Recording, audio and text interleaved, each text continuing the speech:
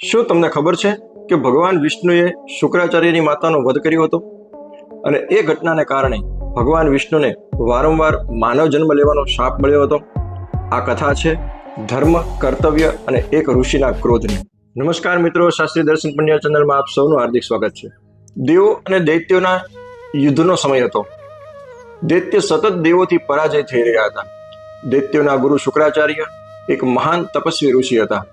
તેઓ ભૃગુ ઋષિના પુત્ર હતા અને નવગ્રહમાં શુક્ર તરીકે પૂજ્ય માનવામાં આવતા હતા. એક સમયે શુક્રાચાર્ય ભગવાન શિવને પ્રસન્ન કરવા માટે ઘોર તપસ્યામાં લીન થયા, કારણ કે તેઓ દૈત્યોને અજય બનાવવા માટે શિવજી પાસેથી સંજીવની વિદ્યાનું વરદાન મેળવવા માંગતા હતા. આ દરમિયાન દેવોને અવસર મળી ગયો અને એણે દૈત્યોની ઉપર આક્રમણ શરૂ કર્યું. પોતાના ગુરુની ગેરહાજરી હોવાથી ભયભીત થયેલા દૈત્યો શુક્રાચાર્યની માતાની પાસે શરણમાં ગયા અને એમની પાસે શરણ માંગ્યું. આ દરમિયાન દેવોએ તક જોઈ અને દૈત્યોની ઉપર આક્રમણ શરૂ કરી દીધું. પોતાના ગુરુની ગેરહાજરી હોવાથી દૈત્યો થોડા ભયભીત થઈ ગયા અને એણે શુક્રાચાર્યની માતા પાસે શરણ લીધું. શુક્રાચાર્યની માતાનું નામ છે કાવ્ય માતા અને ઘણી જગ્યાએ એને ખ્યાતિ નામથી પણ સંબોધિત કરવામાં આવે છે, પણ શાસ્ત્રોમાં કાવ્ય માતા તરીકે એમના નામનો ઉલ્લેખ છે. કાવ્ય માતા અત્યંત તપસ્વી અને શક્તિશાળી હતા. તેમણે દૈત્યોને શરણ આપી પોતાના તપોબળથી દેવતાઓને અચેત અને નિષ્ક્રિય કરી દીધા. પરિણામે દેવો પરાજિત થયા અને દૈત્યોનો વિજય થઈ ગયો. ત્યારે સમગ્ર લોકમાં અધર્મ વધવા લાગ્યો અને ધર્મની સ્થાપના માટે દેવતાઓએ ભગવાન વિષ્ણુને પ્રાર્થના કરી.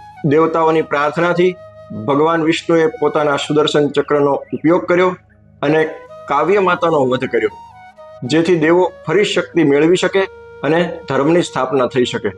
જ્યારે મહર્ષિ ભૃગુને આ ઘટનાની ખબર પડી ત્યારે તે અત્યંત ક્રોધિત થયા. તેણે ભગવાન વિષ્ણુને કહ્યું કે તમે એક સ્ત્રીનો વધ કર્યો. જાઓ, હું તમને શાપ આપું છું કે તમારે અવારનવાર પૃથ્વી ઉપર માનવ જન્મ લેવો પડશે અને ગર્ભાવસ્થાની પીડા તમારે ભોગવવી પડશે. એવું માનવામાં આવે છે કે ભૃગુ ઋષિના આ શાપને કારણે ભગવાન વિષ્ણુને અવારનવાર અવતારો લેવા પડ્યા. જેમ કે પરશુરામ છે, ભગવાન વામન છે, ભગવાન શ્રી રામ છે, ભગવાન શ્રી કૃષ્ણ છે. તો આવા ભગવાનને અવતારો ધારણ કરવા પડ્યા છે. પછી શુક્રાચાર્યએ ભગવાન શિવજીને પ્રસન્ન કરી સંજીવની વિદ્યાનું વરદાન મેળવ્યું અને દૈત્યોને પાછા પુનઃ શક્તિશાળી બનાવ્યા.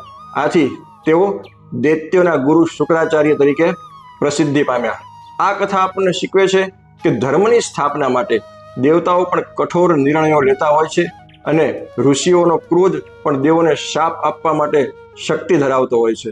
મિત્રો, આ કથા આપને કેવી લાગી એ ચોક્કસ જણાવજો.